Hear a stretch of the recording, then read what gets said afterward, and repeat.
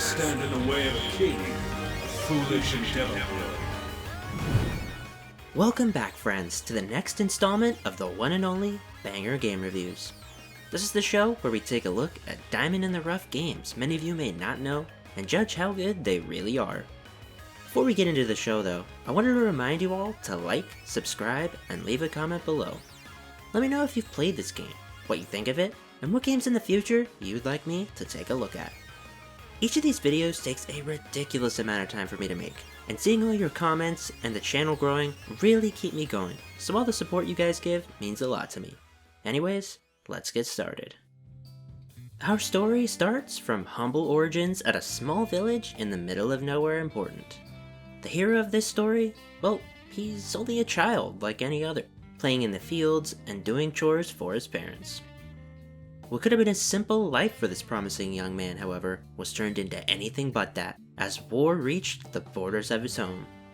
In the blink of an eye, idyllic greenery and bustling streets filled with shops and kids playing turned into something that can only be described as a hellscape. Fires raged, burning everything, and armed men butchered every innocent in sight, including our hero's own family. Being the only survivor of such a massacre meant our hero was forced to live on the streets with only horrific memories in his head to survive off of. It's in this hole, in the lowest of lows, that destiny would sweep in and thrust our hero towards the story he was meant to take part in. Will he be able to rise to the challenge and overcome his tragic past? Or will this tale, where the world hangs in the balance, truly live up to its name in The Last Story?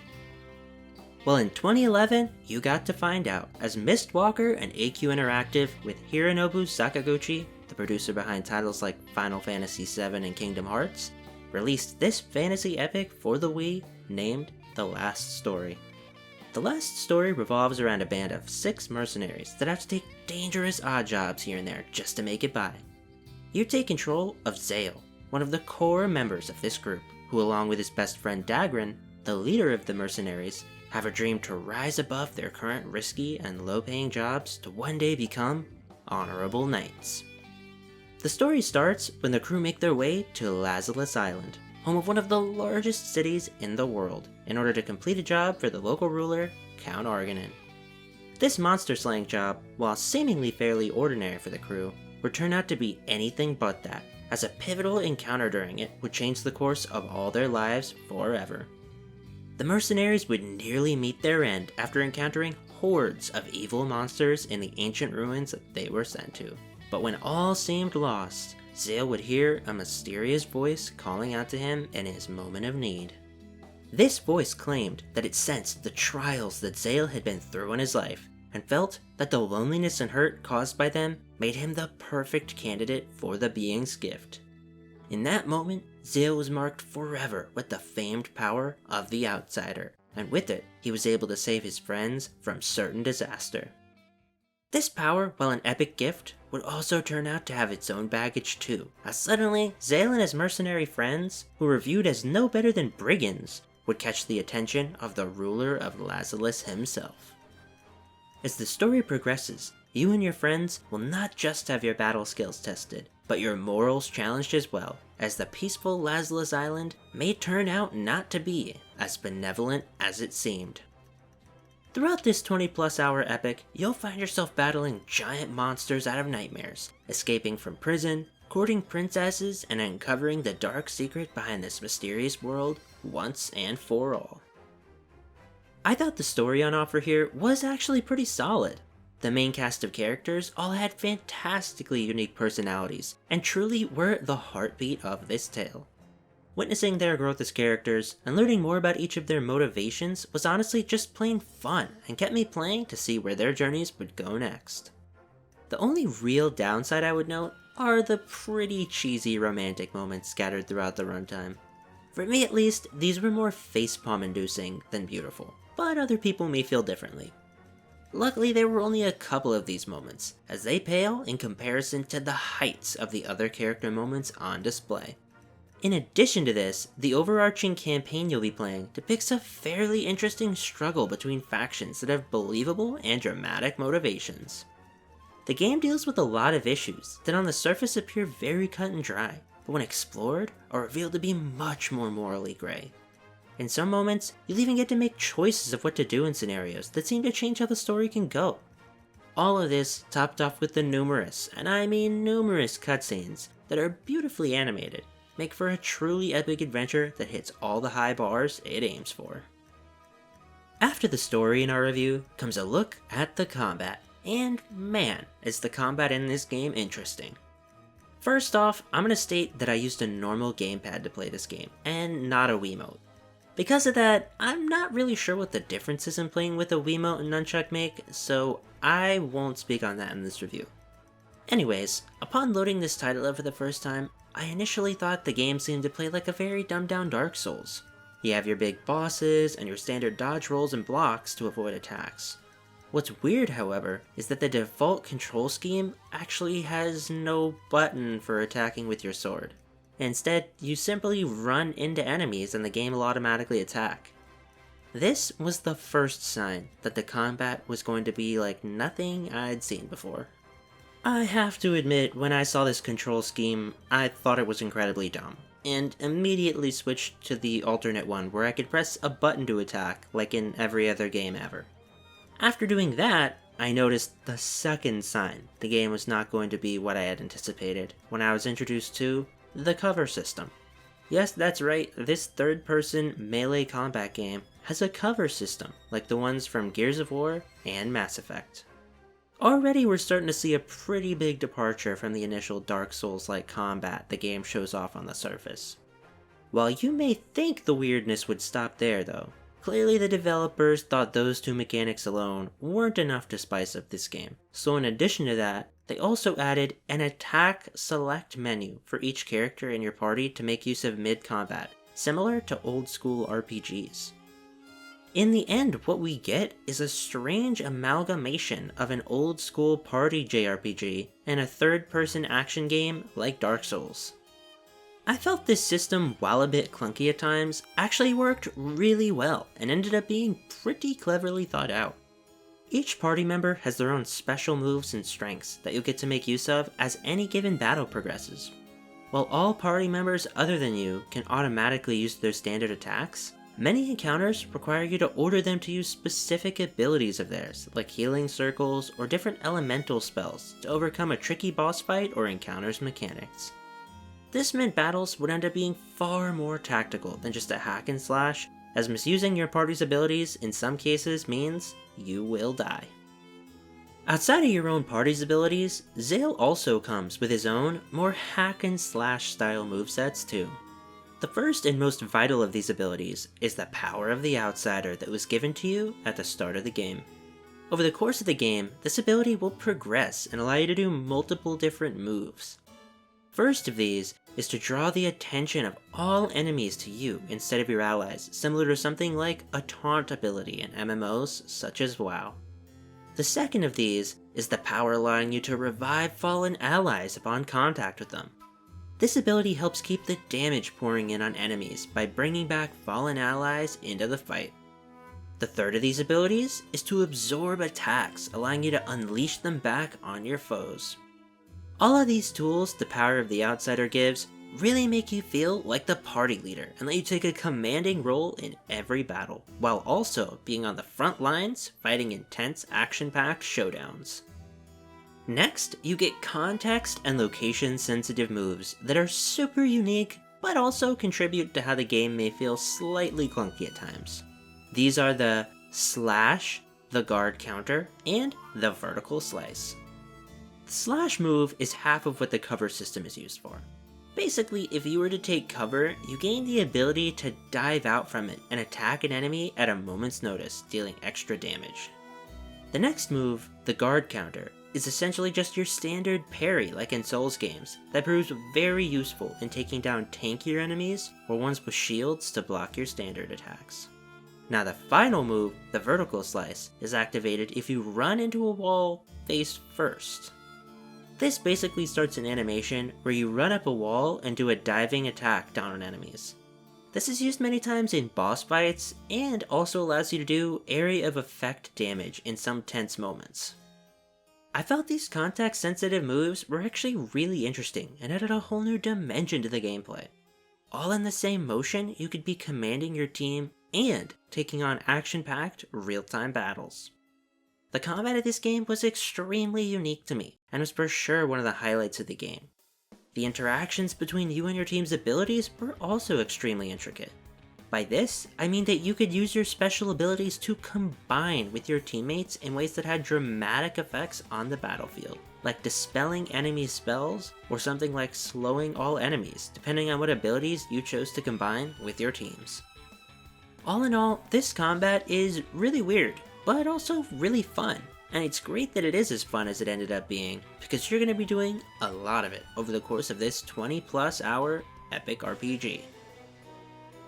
This isn't to say that there aren't any problems I had with the system though. For one, the animations and way that you used the context-sensitive abilities like vertical slice looked really dumb sometimes. To use vertical slice, many times you really have to just run into a wall until the game decides to let you use the ability. Finding what walls allow you to do this can also be a challenge in some areas as well, as not all walls are straight or tall enough to use it. This means at times, you may be moving around a room and running at different walls for a good 30 seconds until the move actually works, which isn't a game-breaking problem, but it does look kinda stupid in practice. Outside of that issue, the game did have other non-combat related ones. One, for example, that was pretty notable had to do with the story choices you're allowed to make in the game. At many points in the last story, you'll be stopped and asked to make a decision about what way you want to deal with a pivotal moment that seemingly should change the course of the game. The problem, though, is that you aren't actually allowed to pick any decision you want. The game actually stops you and makes you go back and pick the other one if you select the wrong option. I'll show you a clip of this in a second, but know beforehand that it does contain some pretty sizable spoilers, so if you're worried about that, I just skip to the next section in the video timeline after this. Why did I decide to become a knight in the first place? Why did I decide to become a knight in the first place?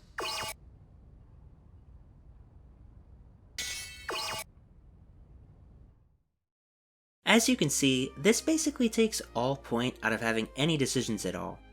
It's not that big of a deal if your game is linear, but to add the illusion of choice like this is just kinda silly in my opinion. That, along with the one awful stealth section in the main story, were the only two actual gameplay decisions that left me wondering what the developers were thinking. This game's stealth is awful, compared to an actual stealth title like Hitman or Splinter Cell. And the way it's implemented in this mission feels less like fluid gameplay and more like solving a frustrating slide puzzle with only one solution. Outside of that, there were a few technical issues on the Dolphin emulator version I played on. The first of these issues is that at times, there was a good amount of pop-in when running around the overworld. This wouldn't affect gameplay, but looks kinda janky in practice. The next issue was that occasionally, cutscenes can slow down to a crawl if there are a lot of characters on screen. This issue only appeared in a couple of the very numerous cutscenes though, so it won't take away from the fun all that much. From clips I've seen online, it looks like many of these graphical and cutscene issues aren't present on the Wii version, so despite how expensive it is to buy today, I would say that would be the ideal version to play, assuming you have a Wii Pro controller so you get the same experience as I did. Both the emulated version and Wii version are locked at 30 FPS anyways, so you won't see any frame rate improvements regardless. One issue that does carry over to both platforms though, is the occasional low quality texture or just plain bizarre look of some armors in game. Take for example, the Dragon Armor, which is one of the most powerful sets you can acquire in-game. You'd think it would look epic as hell, right? Well, here is what the devs decided to make it look like.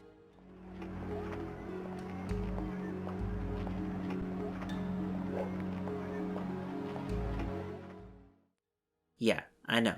What on earth is this? There is a really cool menu in-game that allows you to remove individual pieces of armor and customize the color schemes, and it did end up making it look a bit better, But honestly, I just spent half the game wearing worse gear anyways, because it looked less dumb. Now though, enough of the negative. Let's get on to another integral element of the game in the gear and loot systems. Throughout your time with the last story, you'll acquire a varied list of gear items like in any other RPG. In the game, there are 9 sets of armor you can wear, a few other sets for some of your party members, and around 100 different weapons you can equip yourself and your party with too.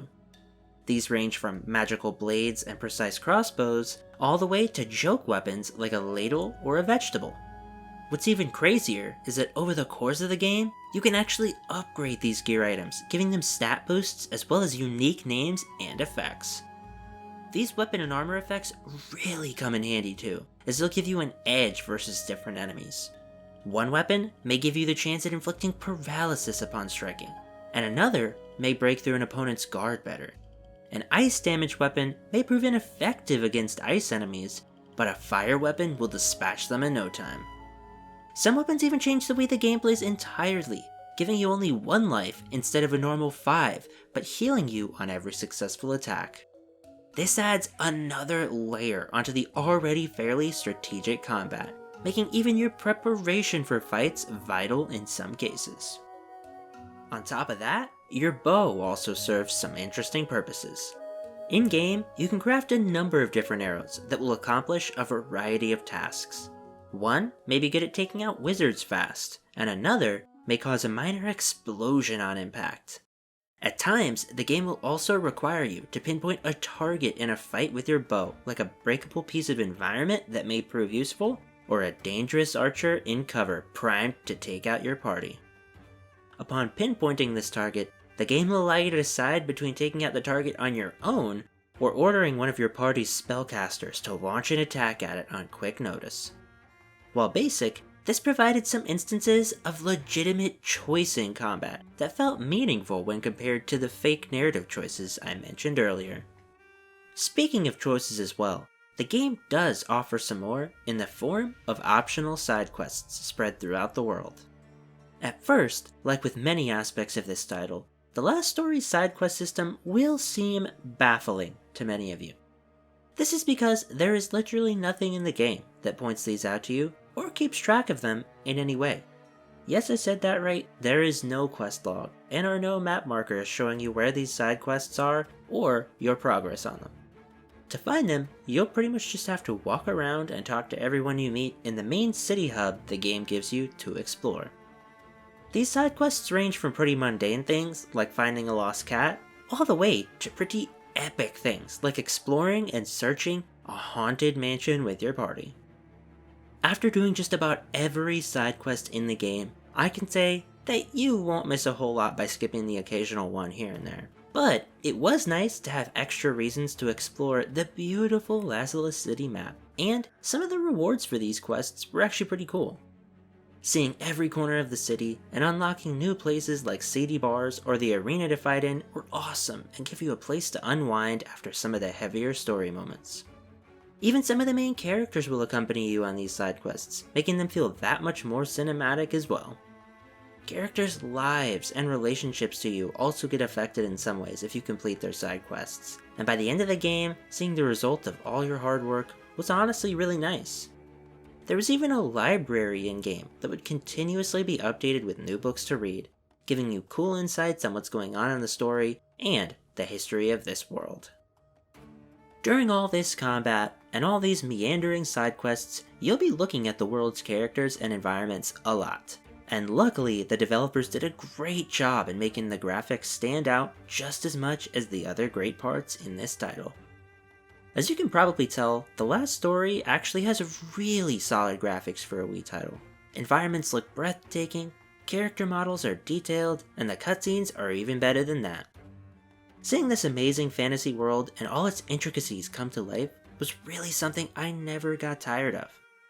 The last story has a really weird mix of environments, like ancient tombs, lost beaches with pirate ships, lava-filled volcanoes, and even sci-fi-esque otherworldly zones. All these seemingly unlinked locales, plus a roster of characters that are wearing everything from ball gowns to assless chaps, seemed to clash with each other in tone heavily on the surface, but somehow the developers managed to bring them all together seamlessly to craft a world that I pretty much never questioned. Truly, this is a masterfully brought to life setting, and the graphics only serve to add some awe to what was already an epic journey. Lastly, before I give this gem a score, we're going to talk about the music. Composer Nobuo Uematsu, the creator of music from some of the Final Fantasy series, and titles like Blue Dragon, went all out when making the track list here. During the game, the main theme and the final boss theme titled The One Ruling Everything really stood out to me as epic and beautiful songs. Upon re-listening to the soundtrack after completing the game though, I discovered that this track list is filled with bangers of nearly every genre you can think of. A track like Feelings Conflict was a badass western type theme. An Invitation to Madness almost reminded me of some of the mind-bending songs that would be featured in a Mad Mod episode of Teen Titans. Shout out to anyone who gets that reference. Safe to say, this soundtrack really deserves a listen, and has some songs that you'll be putting on repeat for sure. And with that folks, we sum up our look at this crazy epic of a game. After pushing through some initial confusion and cringy love scenes, I really grew to enjoy this title. If you're an RPG fan looking to get into JRPGs and want to skip all the grinding that the genre is known for, then The Last Story is a great place to start. Its endearing cast of characters, engaging world, and unorthodox but tactical combat really make it stand out from any title I've covered so far on my channel. Add to this the fact that there's a New Game Plus mode to play that unlocks new items to use, and a multiplayer mode that features either deathmatch or co-op to choose from, and you've got an experience that rivals the heavy hitters of the RPG genre. All the content and memorable moments this game offers make it into a pretty complete package, and with this title being one of my first JRPGs ever outside of something like Souls games or Pokemon, I can say it made me realize just how much I'm missing out on the genre as a whole. For all these reasons and more, I am giving The Last Story an 8 out of 10.